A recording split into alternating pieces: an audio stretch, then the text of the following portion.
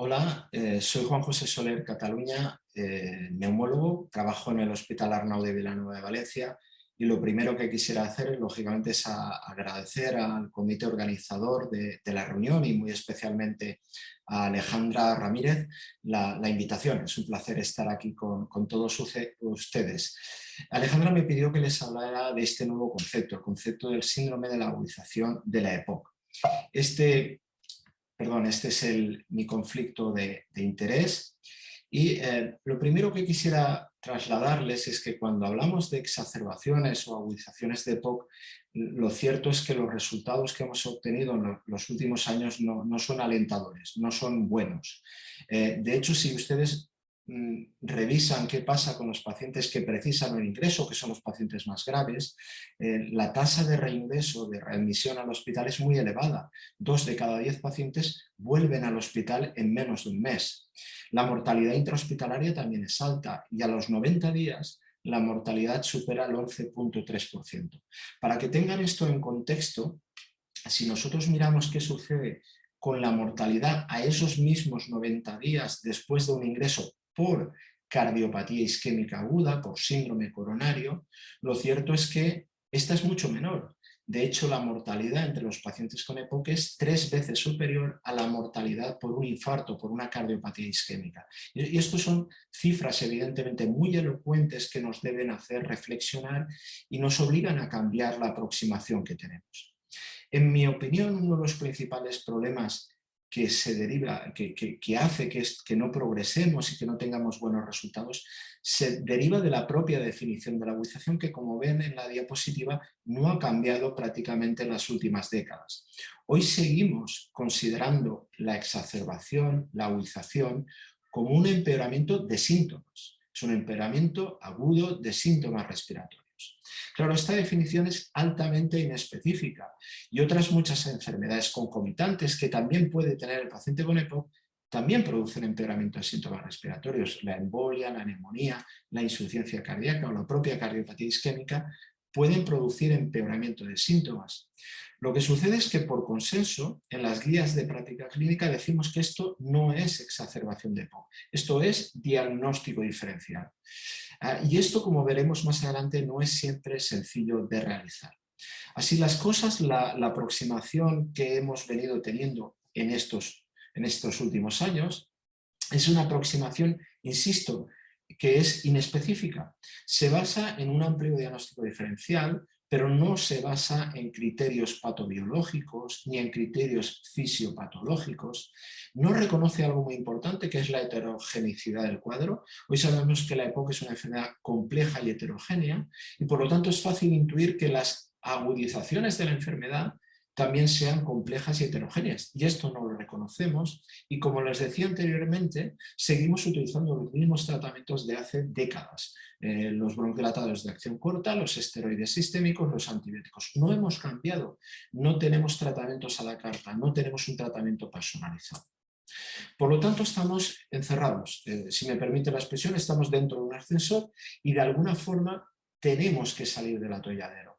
¿Qué debemos de hacer para mejorar, para cambiar esos resultados adversos que tenemos entre los pacientes con agudización de EPOC? Bueno, en los últimos, diría que meses, se han producido algunas propuestas nuevas que conviene señalar. Una de ellas es la propuesta de Roma, la definición de Roma, que lidera el doctor Bartolomecelli. Y esta es una propuesta, un nuevo concepto que se apoya fundamentalmente en la fisiopatología, y esto, creo, bajo mi punto de vista, es un acierto. Si pensamos cuál es la fisiopatología básica de una exacerbación, nosotros sabemos que hay una serie de desencadenantes, sobre todo infecciosos, los virus, las bacterias, pero también la polución y otros que no conocemos. Un 30% de pacientes se descompensan sin conocer cuál es la causa, y esta descompensación lo que va a producir fisiopatológicamente es un incremento de la inflamación. Incremento de la inflamación en el pulmón y fuera del pulmón, que fisiopatológicamente produce una serie de cambios. El más importante es el estrechamiento de la vía aérea, el agravamiento de la limitación al flujo aéreo y que, como consecuencia, aparece alteraciones de la ventilación y perfusión, que va a conducir a hipoxemia. Eso va a producir un incremento de la demanda ventilatoria. Esto va a producir un signo importante, la taquipnea, también taquicardia, atrapamiento del gas, atrapamiento aéreo, hiperinsuflación y finalmente un fracaso ventilatorio. Y todo eso conduce fundamentalmente a la disnea, que es el principal síntoma, es debido fundamentalmente al incremento de la demanda ventilatoria y a la hiperinsuflación o al atrapamiento aéreo. Así las cosas, en esta nueva propuesta, la definición de Roma, que se ha publicado muy recientemente, lo tienen online en el Blue Journal, nos viene a decir que en un paciente con EPOC, una agudización, una exacerbación, es un evento caracterizado por un empeoramiento de síntomas, por disnea y o por tos y expectoración, que resulta de un empeoramiento en los últimos 14 días. Eso es un aspecto temporal novedoso. Incluye una límite temporal, empeoramiento, agravamiento de síntomas en los últimos 14 días, que puede acompañarse por taquipnea y taquicardia y que a menudo se asocia a inflamación local o sistémica producida por una serie de causas, la infección en la vía aérea, la polución o otros insultos.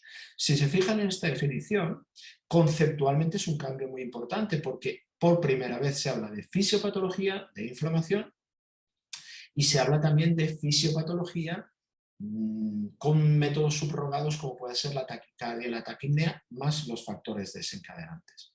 Un aspecto muy importante de la propuesta de Roma, esto es la comparación en esa aproximación tradicional que tenemos, donde, insisto, lo importante es el diagnóstico diferencial, con la propuesta de Roma, donde se incorporan factores desencadenantes, patobiología, fisiopatología y el límite temporal. Pero la propuesta de Roma sigue abriendo la necesidad de un diagnóstico diferencial. La insuficiencia cardíaca, la embolia, la neumonía no son agudización de EPOC. Bien, les decía que una de las novedades, para mí la más importante en la propuesta de Roma, es que establece por primera vez una propuesta de clasificación de gravedad que huye del uso de recursos. Como saben, hasta la fecha clasificábamos la gravedad en base al uso de recursos. Por ejemplo, una agudización moderada es aquella que precisa de antibiótico y corticoide. Esto es un error conceptual porque no se apoya en fisiopatología. Y la propuesta de Roma sí que nos hace una nueva propuesta de cambio, habla de agudización leve, moderada o grave, e introduce una serie de criterios con criterios objetivos. Frecuencia respiratoria, frecuencia cardíaca, saturación, la disnea medida por la escala visual analógica, el intercambio de gases con la PO2, el pH y la gasometría, incluso habla de PCR con un umbral de más de 10 miligramos litro. Por lo tanto, este es el aspecto fundamental y novedoso en cuanto a la clasificación de gravedad. Pero insisto, como decía anteriormente, se sigue manteniendo la necesidad de hacer un importante diagnóstico diferencial. Y bajo mi punto de vista es un aspecto realmente dificultoso. Y les voy a poner un solo ejemplo. Miren, este es un estudio bastante bien hecho en una cohorte de pacientes hospitalizados por agudización de EPOC, donde los autores de forma minuciosa descartan a aquellos pacientes que tenían embolia de pulmón, que tenían una valvulopatía previa y conocida, una cardiopatía isquémica conocida o insuficiencia renal. A todos estos pacientes, más de 200 pacientes, se les hizo ecocardio y a todos ellos se les midió el ProBNP.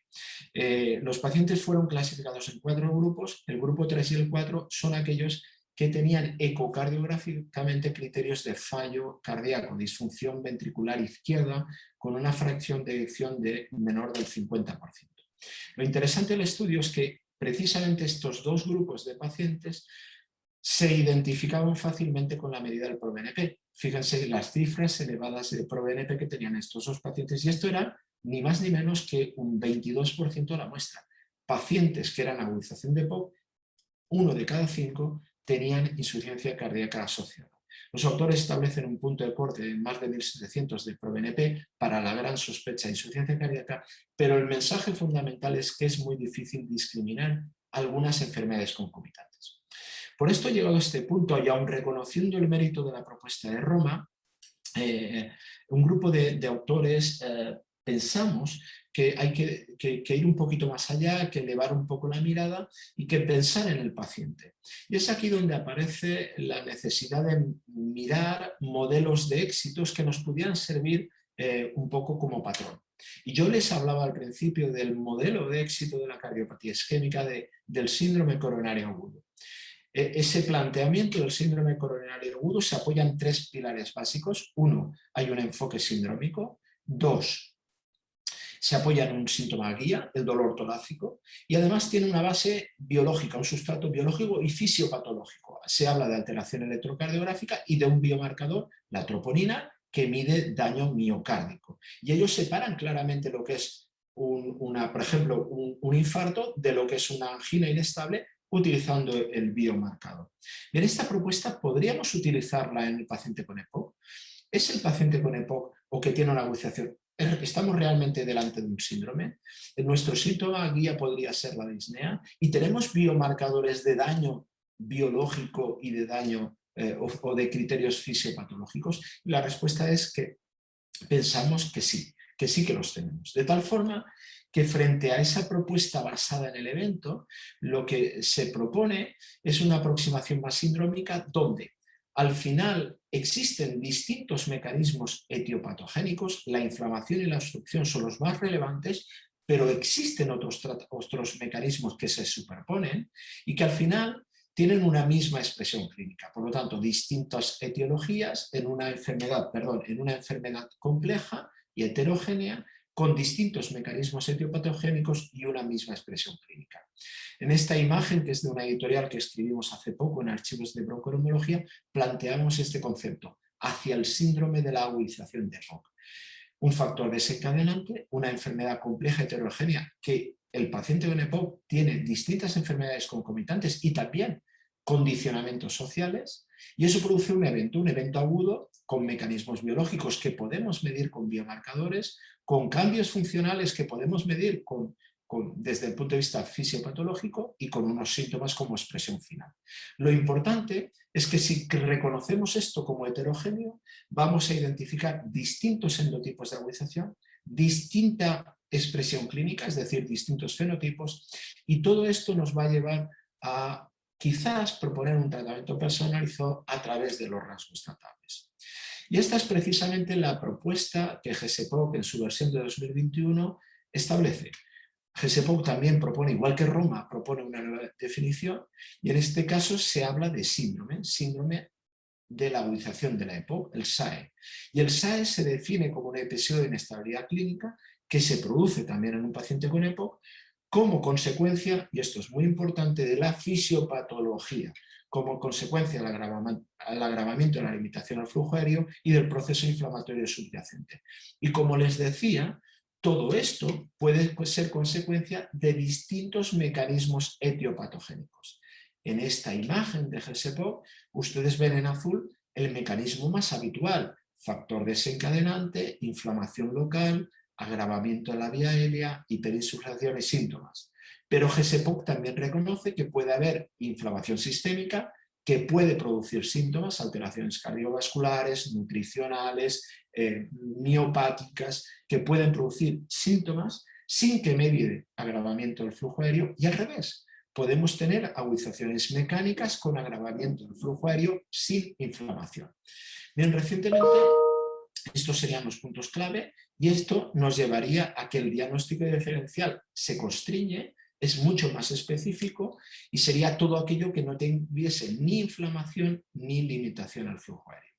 Este es un trabajo que quiero presentarles y que presentamos hace muy poco en el Congreso SEPAR, que fue a principios de noviembre de este mismo año. Y estos son datos de mi propio servicio, donde estamos estudiando una cohorte de pacientes con EPOC con esta aproximación sindrómica. Como ven, hemos utilizado como subrogados de agravamiento al flujo aéreo, hemos hecho espirometría en fase aguda y también como inflamación hemos medido la PCR. Bueno, lo interesante del trabajo es que fíjense que prácticamente el 70% sí que tienen incremento en la PCR, tienen inflamación, pero hay un 30% de pacientes que no tienen inflamación y de esos la mitad sí que tienen agravamiento del flujo aéreo. Pero lo relevante es que en este grupo de pacientes, que todos eran pacientes que habían ingresado por una agudización de EPOC, tradicional, en este grupo hay un 15 o un 16% de enfermos que no cumplían el criterio que GSPOC dice de síndrome de agudización de POC. Y lo interesante es que estos pacientes que no cumplen criterios de SAED, fíjense en la imagen, tienen peor evolución, tienen mayor riesgo de reingreso. Es cierto que las diferencias no son significativas, porque la corte es escasa, estamos todavía desarrollándola, pero existe claramente una tendencia a que el paciente no SAE tenga peor evolución. Y si lo piensan, es porque estos pacientes probablemente no estamos tratando lo que les está empeorando o descompensando su salud. Bien, así las cosas, el planteamiento, la aproximación sindrómica, lo que hace es, repito, considerar que al final tenemos una expresión clínica, pero consecuencia de distintos mecanismos etiopatogénicos, y esto se apoya en la identificación de distintos rasgos tratables, algunos de los cuales tienen que ver incluso con las enfermedades concomitantes. Así las cosas, GSPOC propone una serie de pasos diagnósticos y un tratamiento que está orientado a este SAE, a este síndrome. Lo primero, como les digo, es que en el diagnóstico se debe buscar la limitación al flujo aéreo o la inflamación, y si no está presente, eso es diagnóstico diferencial. En segundo lugar, también se propone una clasificación de gravedad parecida a la del grupo de Roma, a la propuesta de Roma, que se basa en criterios fisiopatológicos. No voy a entrar en detalle, pero es una propuesta que simplifica y que huye también del uso de recursos. Y finalmente, gracias a esa amplitud, a ese aumento de miras y de tener una visión sindrómica, reconoce distintos rasgos tratables. Algunos rasgos tratables son endotípicos, por ejemplo, tener inflamación eosinofílica o tener biomarcadores, por ejemplo, la PCR procalcitonina e infección bacteriana, pero también de disfunción ventricular, de cardiopatía isquémica. Marcadores funcionales, por supuesto el intercambio de gases o la limitación al flujo aéreo, rasgos tratables de imagen, a través de la imagen, e incluso de aspectos sociales, por ejemplo, de adhesión terapéutica o aspectos sociales. Esto nos llevaría a dirigir tratamientos más específicos, y un paciente puede tener distintos rasgos tratables y distintos tratamientos, y eso esperamos que mejore en el futuro la aproximación. En definitiva, espero haberles convencido de que necesitamos un cambio en la definición clásica, una definición basada exclusivamente en los síntomas. Esto nos ha llevado a malos resultados, y el ejemplo claro es que los compañeros de la EPOC nos han pasado por la derecha y por la izquierda. Tienen muchísima menos mortalidad, la mortalidad del paciente con EPOC es 3 veces superior. Empezamos a proponer cambios. Por ejemplo, la propuesta de Roma, muy interesante, establece un límite temporal, menos de 14 días, esto restringe y aumenta la especificidad, y se apoya en cambios fisiopatológicos. Además tiene una propuesta de gravedad muy interesante, pero eso sí, mantiene todavía un amplio diagnóstico diferencial. Por el contrario, la aproximación sindrómica, la propuesta de GSPOC, sigue apoyada en aspectos fisiopatológicos, inflamación y limitación al flujo aéreo, pero también reconoce que hay overlap, que hay solapamiento con otras enfermedades concomitantes. Propone una nueva clasificación de gravedad, también basada en aspectos fisiopatológicos, y lo más importante, abre el abanico y propone la identificación de rasgos tratables como una forma de individualizar y de personalizar el tratamiento. Y eso es todo. Muchas gracias.